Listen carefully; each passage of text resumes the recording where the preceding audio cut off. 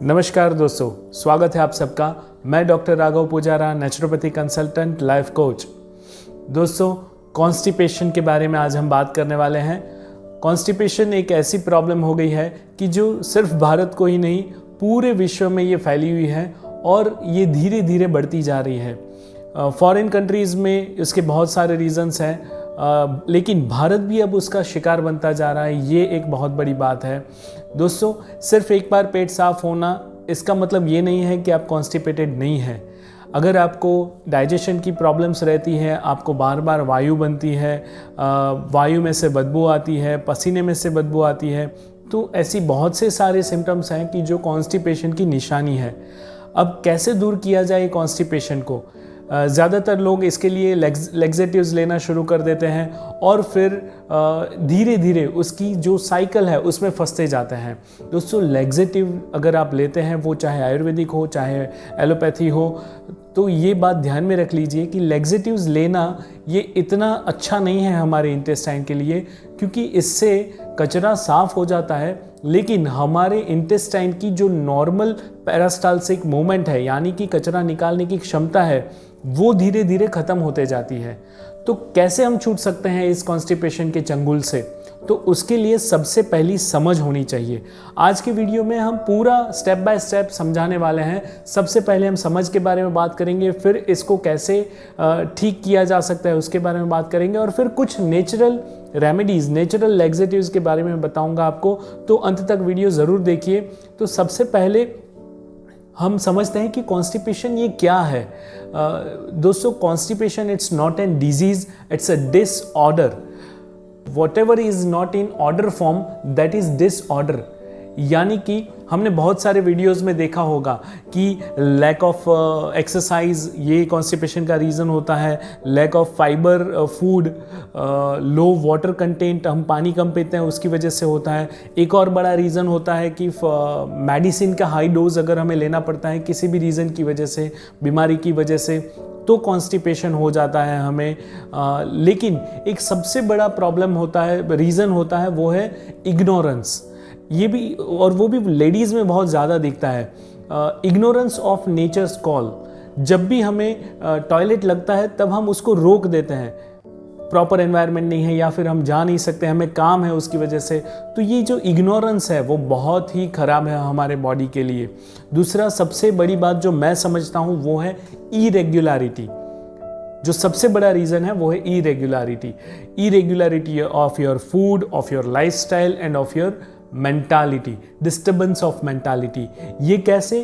तो दोस्तों, खाने का हमारा इरेगुलेशन, यानी कि हम खाने का टाइम अगर सेट नहीं करते हैं, खाना चबा चबा के नहीं खाते हैं, प्रॉपर टाइम से हम खाना नहीं लेते हैं, कुछ भी खा लेते हैं, बहुत ज़्यादा मात्रा में खा लेते हैं, या फिर वेट लॉस करने के लिए हम बहुत कम खाते हैं, तो ये जो डिस्टर्बेंस हम खाने में करते हैं उसकी वजह से भी कॉन्स्टिपेशन होता है।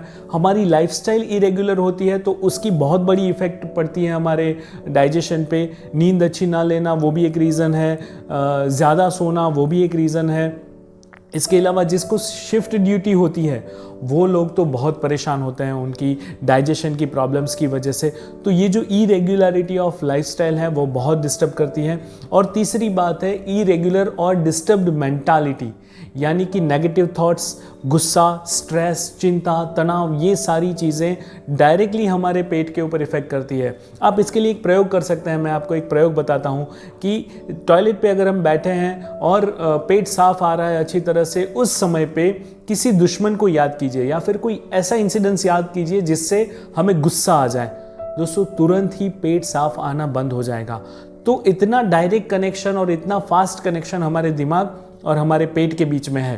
तो ऐसे में हमारी मेंटालिटी अगर डिस्टर्ब होती है, कंटिन्यूअस स्ट्रेस वाली लाइफस्टाइल हम जीते हैं, तो नेचुरली हमें कॉन्स्टिपेशन होना ही है। देखते हैं आगे कि किस तरह से हम कॉन्स्टिपेशन से बाहर निकल सकते हैं। दोस्तों, हम जो भी खाना खाते हैं उसमें से वो हमारी पूरी डाइजेस्टिव सिस्टम में से वो पास होता है, और उसमें से जो भी न्यूट्रिशन लेना होता है वो शरीर ले लेता है, और बाकी जो कचरा बचता है उसे शरीर बाहर निकाल देता है। अब कॉन्स्टिपेशन के पेशेंट में ये कचरा बाहर निकलना बंद हो जाता है, तो सोचिए कि जब शरीर में कचरा भरा पड़ा हो तो धीरे धीरे उसकी हालत क्या होगी। और ये कचरा जब धीरे धीरे एक्यूमुलेट होता जाए, 2 दिन, 3 दिन, 5 दिन, 10 दिन, ऐसे कंटिन्यूअस रहता जाए, बढ़ता जाए, तो उसकी वजह से जो बदबू आना, सारे डिजीज़ इसी की वजह से होते हैं। तो अगर आपको भी कॉन्स्टिपेशन है तो बिल्कुल इसको लाइटली मत लीजिए। मैं जो ये स्टेप्स बता रहा हूँ उसको ज़रूर फॉलो कीजिए और समझ के साथ फॉलो कीजिए।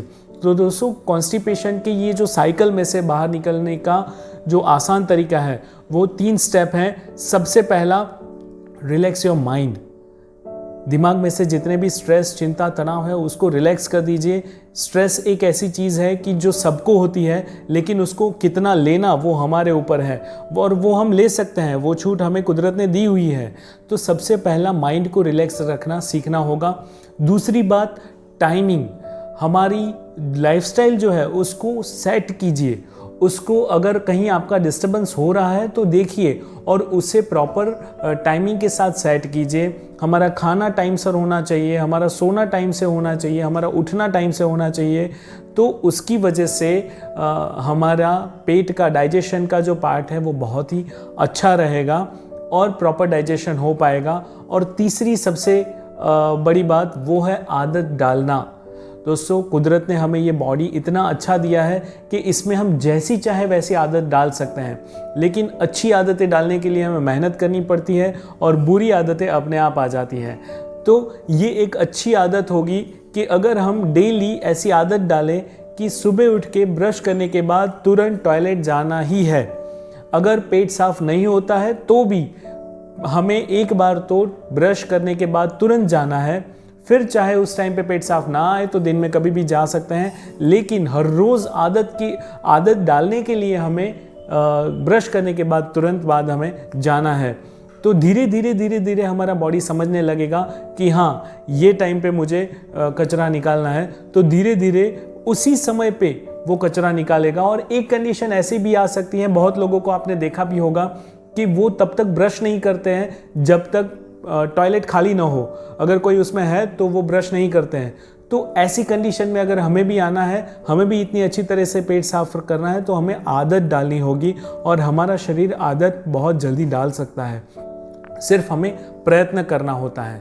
तो ये 3 स्टेप्स अगर हम प्रॉपरली फॉलो करेंगे, relax mind, regularise your routine, और तीसरा आदत डालना, तो ये तीनों की वजह से हम ये जो कॉन्स्टिपेशन की एक बड़ी साइकिल में फंसते जाते हैं उससे हम बाहर निकल सकते हैं और खुद को नेचुरली ठीक कर सकते हैं। इसके अलावा कचरा निकालने के लिए एक बार जो लैक्सेटिव हमें चाहिए, तो उसमें भी पहले हमें नेचुरल लैक्सेटिव लेने चाहिए, और उससे भी फ़ायदा ना हो तो फिर आयुर्वेदिक लैक्सेटिव, कोई भी मेडिसिन, आयुर्वेदिक मेडिसिन के ऊपर हमें जाना चाहिए। लेकिन सबसे पहले जो नेचुरली हम निकाल सकते हैं, ऐसे जो नेचुरल लैक्सेटिव्स हैं, उसके बारे में हम बात करते हैं। तो आइए देखते हैं नेचुरल रेमेडीज़ क्या है जो लैक्सेटिव का काम करती है।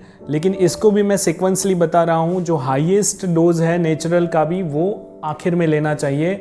सबसे पहले लोएस्ट से शुरू करना चाहिए। तो सबसे बेसिक से हम शुरू कर सकते हैं, वो है अंजीर। अंजीर, काली द्राक्ष, मुनक्का, इसको हम भिगो के 2 घंटा जैसा भिगो के उसका पानी पीने से पेट बहुत अच्छे से साफ़ होता है। दूसरा पॉइंट है वो है ग्वावा। ग्वावा जूस भी बहुत अच्छा लैक्सेटिव है, नेचुरल लैक्सेटिव है। हम खाने में दलिया खा सकते हैं, वो बहुत ही अच्छे से हमारा पेट साफ़ करता है। दूसरा लेमन वाटर, नींबू का पानी, वो भी बहुत अच्छा डिटॉक्सिफायर है, अच्छे से पेट साफ़ करता है।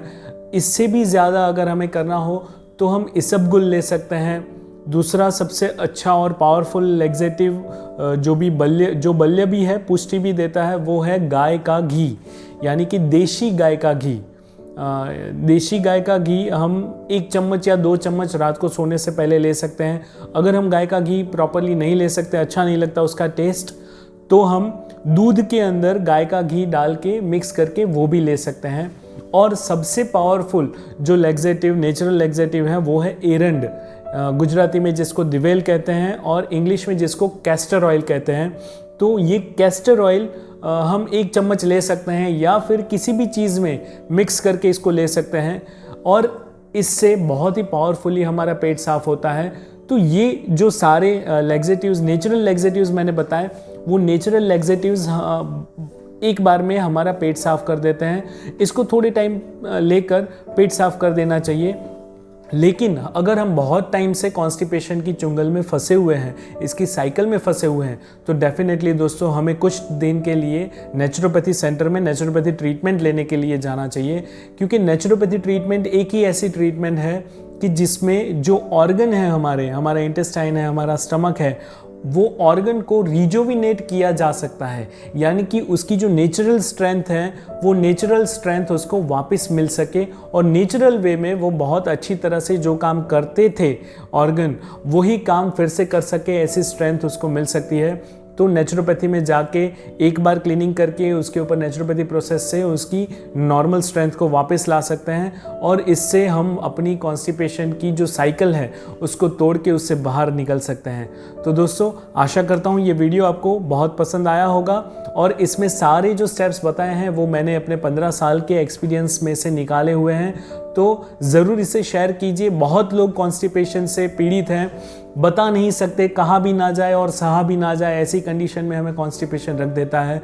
तो जो बता भी नहीं सकते हैं और उनको ठीक होना है, उनके पास ये वीडियो पहुंचेगा तो ज़रूर उनको फ़ायदा होगा और ज़्यादा से ज़्यादा लोग ये सिस्टम को फॉलो करें कॉन्स्टिपेशन से निकलने के लिए, तो डेफिनेटली कोई भी लैक्सेटिव्स की ज़रूरत नहीं पड़ेगी और नेचुरल वे में हमारा बॉडी हेल्दी हो पाएगा। तो दोस्तों अगर ये वीडियो आपको पसंद आया तो इसे लाइक कर दीजिए, जिसको ज़रूरत है उसे शेयर कीजिए और कमेंट में हमें ज़रूर बताइए अगर आपके कोई प्रश्न है, अगर आप किसी समस्या से पीड़ित हैं तो नेचुरल वे में उसको कैसे ठीक किया जा सकता है, उसके लिए मैं ज़रूर ट्राई करूँगा कि आपको कमेंट में भी बता दूँ या फिर उसके ऊपर एक डिटेल में वीडियो बना दूँ। तो हमसे जुड़े रहने के लिए धन्यवाद। आप हर बार हमारे वीडियोस देखते हैं और उसे शेयर करते हैं, उसके लिए बहुत बहुत धन्यवाद। Thank you very much.